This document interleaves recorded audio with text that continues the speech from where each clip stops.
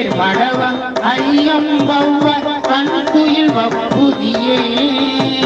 கருதேர் படவ ஐயம் பௌவ கண்குயில் வப்புதியே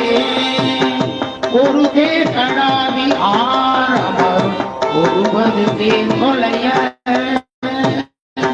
ஒரு தேர் கடாவி ஆரமரும் ஒருவது தேர் கொலைய